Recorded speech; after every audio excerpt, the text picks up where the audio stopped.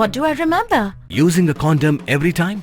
Yeah, I remember. I don't ignore it. Using a condom every time during sex is really important. Wow, Ria is smart. Life will be safe for sure when condom is used always. Don't ignore, remember once more.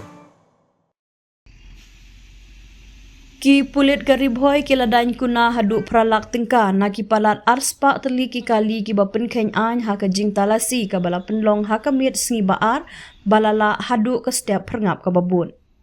Ya kini ka jing talasi la sedang naduk ka por nyu beje jan miet jong ka sngi baar haduk ka setiap perngap jong ka sngi balang ka babun ha ka ba ki ladon haduk kumba ar hajar san spa teli ki kali ki bala syak talasi.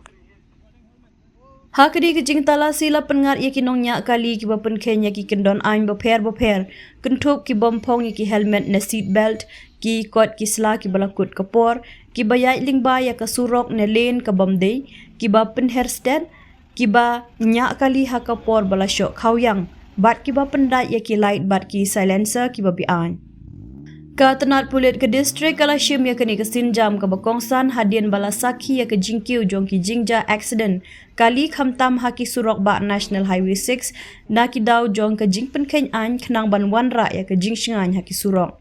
Ka tenat pulit ribhoy kala kenturu iki paj ba bala daki lap ya ke nukunu ke jing pynkhein an kien shondor bat pha shaki hau number WhatsApp ndriu khandai not khandai lai not iwe not ndriu. Kapur seluruh iki paj ba bakin long ki khmat bat ki skor jongki ban yarap lem halor kini ke benta.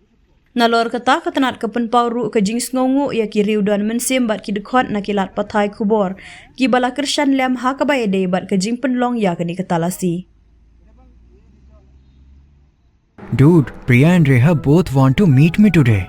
I just met Shreya yesterday. What should I do? First, go and get yourself tested for HIV. HIV test? You have multiple casual relationships and unsafe sexual practices. So it is important to get tested for HIV. You are scaring me, bro. I'm not trying to scare you. I'm trying to make you aware. Having sex with someone without a condom carries the risk of HIV. Why are you always ignoring this? Do I have to remind you every single time? And yes, you seriously need to change your behavior. Okay, fine. I'm not ignoring it. Sorry, Priya. Sorry, Reha. Today I am giving time to the HIV test, not to you guys. If your habits are like Rahul, HIV test is important for you.